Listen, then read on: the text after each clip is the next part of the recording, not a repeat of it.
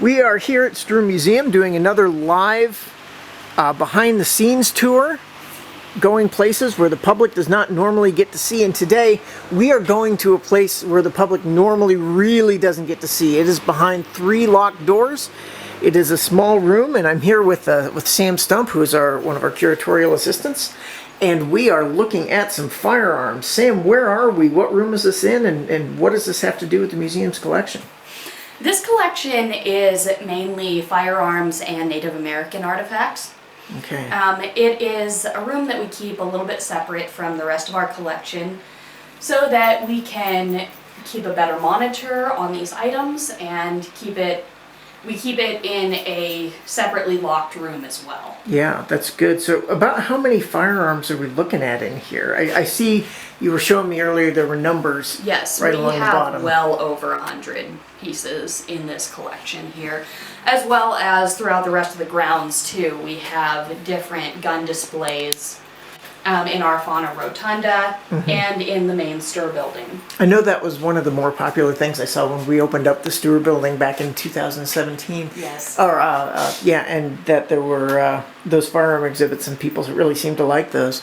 So I see a lot of what look to be, rifles and kind of two-handed guns. Do you have handguns in here as well? We do. We have smaller pistols. These ones are part of the Bud Wallback collection that we got back in 2014. Man, that's a wide variety of guns you wouldn't normally see. Yes, we have the revolvers, we have the flintlock pistols.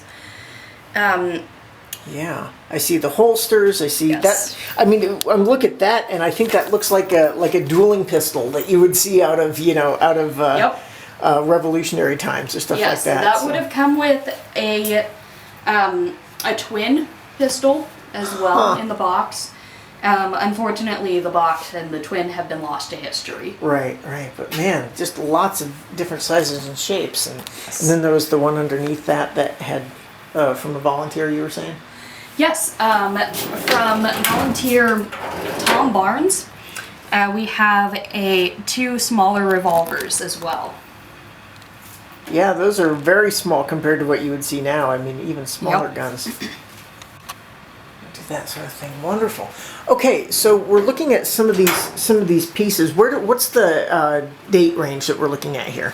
We are looking from the 1860s up until about the 1920s and 30s, with the exception of a few pieces that go back even farther than the 1860s, probably early 1800s pieces.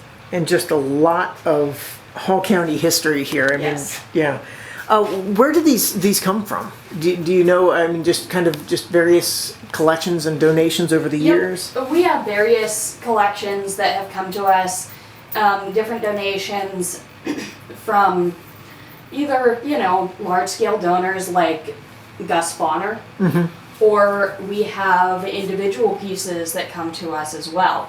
We have a lot of pieces from the Historical Society, where they collected from different donors as well back in the 1950s and 60s, and then transferred the items to us. All right. And then it's strange to go straight from the guns to animal skulls, and right. I was noticing over here just a few bows and arrows and things that you wouldn't normally associate with the rifles, but that still seems like a good place to put it. Yes. All right, so one last question, and I didn't run this by you beforehand, so I apologize, but you could make quite an exhibit just out of these things. So do you think this is the kind of thing that somewhere down the line you would see us putting together an exhibit about? Or I mean, is there a lot of interest with these sort of pieces? Oh, absolutely. And one thing too that we've tried to we've set this up so that with the pieces that are in the Stuhr building, after a couple of years we can switch out the ones that are in there for some of the ones that are in here. We have rewired our exhibits based on a rotating basis, so that within a set time we can always switch out what we want so that all of our pieces can be seen by the public. Yeah, so some of these aren't seeing the light of day right now, but if you come by the Fauna Rotunda in a year, 2 years, 3 years, you never know what pieces are going to be out. Yep, and a lot of these, especially ones that we have removed from the Fauna Rotunda, were in there for 30 plus years. Right. So they are on a rest for at least the next 5 or so years. And why do you rotate them out like that? I mean, it's for interest too, but I imagine there's a good curatorial reason. Artifacts need to be rested, especially those that were exposed to direct light. It can be very damaging to artifacts, and not that we have never purposely exposed anything to direct sunlight. Right, right. But our some of our cases and things have been in need of updates. So we have done updates in the Stuhr building very heavily, and all of our artifacts that are in there should be safe. However, we do continue to rotate them because it's just healthier for the item in general. Just seems like good policy. Yeah. Yep. Yeah, cool. Well, this is a neat room, and I just kind of want to pull back just a little bit and show, you know, it's just a little room off the collections, and you just take a turn and all of a sudden there's lots and lots and lots of space with lots and lots and lots of artifacts. And then the gun locker. So, well, we appreciate you showing us this stuff today, and I know this is a true behind the scenes because people don't normally get to see this sort of thing. Right. So we appreciate it. We do have our drawers with Native American pieces as well.